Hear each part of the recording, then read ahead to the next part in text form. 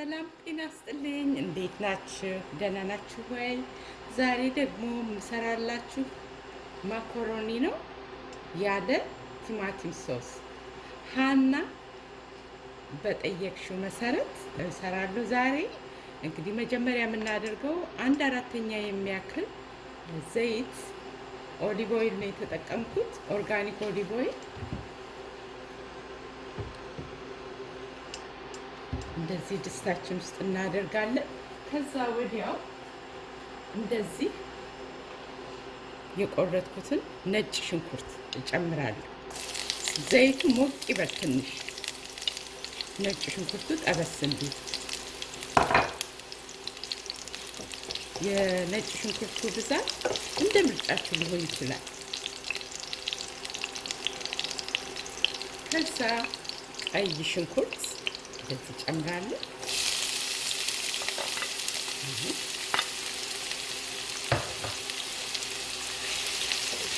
ሽታው መቼም ገና ከመጨመሩ ሽንኩርቱ ነጭ ሽንኩርቱ ደስ የሚል ሽታ አለው። ይህ እንደዚህ ነጭ ሽንኩርት የምንከተው ለመልክም ነው። ስንበላ ስንመገብ አንደኛ ደስ ብሎን ለዓይናችን ደስ ይላል። ሁለተኛ ደግሞ ነጭ ሽንኩርት መብላት ለማትፈልጉ ቃናው ግን የምትወዱ ነጭ ሽንኩርት ማውጣት ትችላላችሁ። አሁን ትንሽ ይሄ ጠበስ ይበልልን።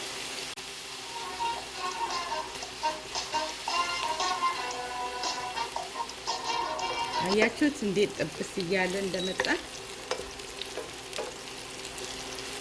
በቃ እንደዚህ ሳያት ግን እንደዚህ እያለ ትንሽ ውሃ ነው ጠብ የማደርግበት እንዳያርብኝ ማለት ነው።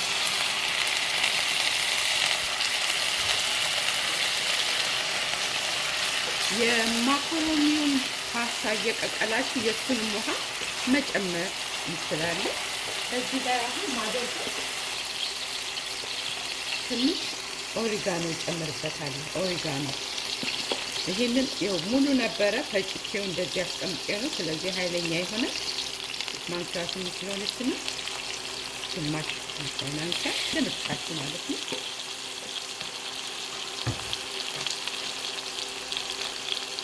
በዛ ላይ ጨው ሳናበዛ ደግሞ ትንሽ በጣም ትንሽ እንደምርጫችን ነው። ለምን ማካሮኒያችን ጨው በጨው በደንብ ስለምንቀቅለው እዚህ ላይ ጨው ማብዛት የለብንም። እንዲህ ፓርስሊ እንደዚህ አድርገን በዚህ ላይ ትንሽ ከፈለግን ነው ማለት ስጋ ጨምራለሁ። ስጋ መጨመር ካልፈለግን እንደዚሁ ከማካሮኒው ጋር እንቀላቅለዋለን።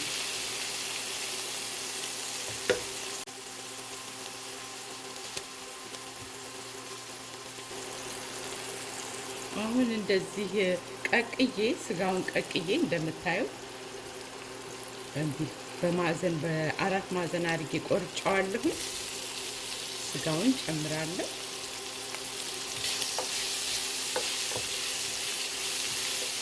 ትንሽ ጠበስ እንዳለ አወጣውና ማካሮኒውን ደግሞ እንቀቅላለን ማለት ነው። ሳይድ በሳይድ በጎን በጎን ማካሮኒውን መቀቀል እንችላለን። አሁን በቪዲዮ እንዳሳያችሁ ብዬ ነው እንጂ ከጎን ማካሮኒውን እየቀቀልን ይሄ ጠበስ እንዳለ እንቀላቅለዋለን።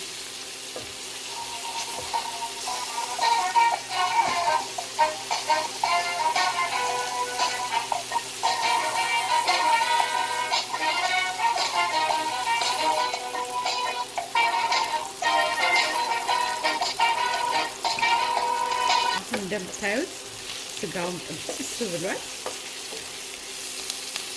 የማካሮኒ የሚቀቀልበትን ውሃ ትንሽ በመሃል ላይ ጠብ ማድረግ እንችላለን። ለምን መሰላችሁ? ማካሮኒ የሚቀቀልበት ያለውን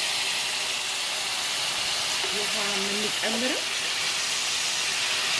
ፓስታው ወፈር በቃ ሶሱ ወፈር ያለ ይሆናል እና ቃናም ሞር ይሰጠዋል።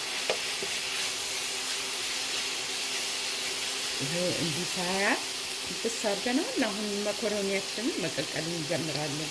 ይሄንን ወደ ጎን አስቀምጠዋለሁ። አሁን ውሃው ፈልቶልኛል። ውሃው ከፈላ በኋላ ጨው በደንብ ጨምሩበት። ጨው የማትበሉ ከሆነ መጨመር አያስፈልግም፣ ግን በህመም ምክንያት ማለት ነው እንጂ ጨው ፓስታው በብዛት ውሃው ስለሚደፋ ጨው በደንብ መጨመር የሚያስፈልገን አሁን ነው። ዘይት ግን አንጨምርም። አሁን ማካሮኒውን ስንቀቅል የምጠቀመው እኔ አሁን ዛሬ የምጠቀመው ኢታሊያን ማካሮኒ ነው። ይሄን ነው የሚመስለው። እንግዲህ ውሃው ሁሉ ጊዜ በርከት ይበል።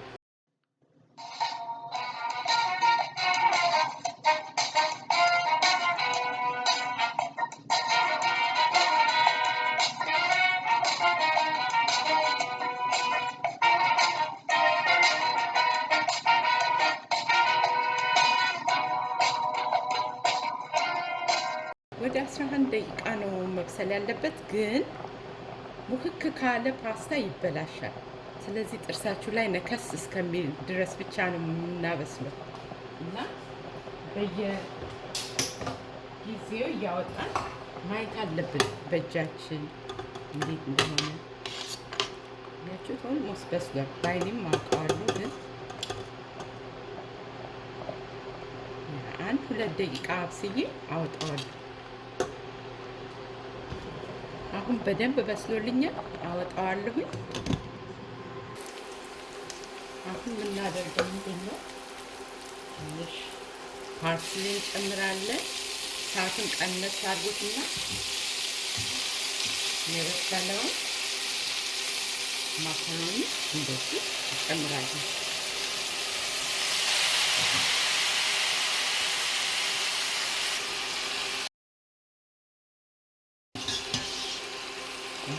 እንደምታዩት ዲያርጌ ሁሉንም ማካሮኒ ጨምራለሁ፣ ቀላቅለዋለሁ።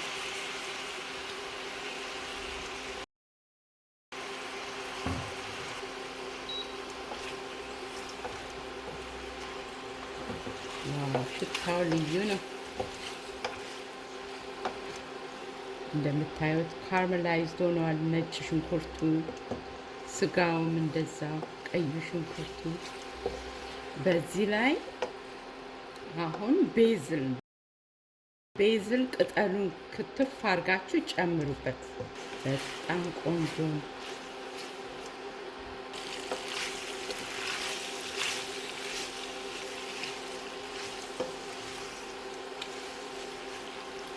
ሶሱ ድርቅ ያለ እንዳይሆንብን ከእሳቱ አውጥተን ሁሉንም መቀላቀል እንችላለን።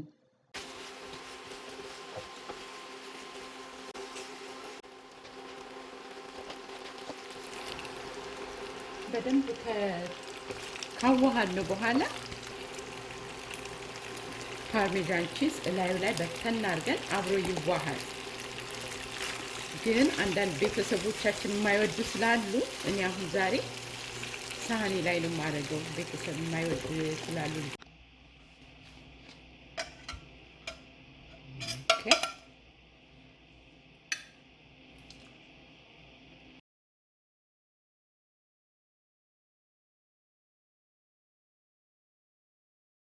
ያርገን እናቀርበውና ላዩ ላይ ቺዝ በተን እናደርግበታለን። እንደ ምርጫችን ማለት ነው። እኔ ቺዝ ወዳለሁ። ቀልቀል አድርገን በላዩ ላይ ደግሞ ፓርስሊ ሞር እንደዚህ በተን እናደርግና ቀላቅለን ይሄን ያለ ስጋም ብቻውን ብትሰሩት ያው ከለሩን ቢጫ ይሆናል። ይሄ በስጋ ነው የተሰራው። እንግዲህ በጣም ስጋ ለምትወዱ ሉካለስ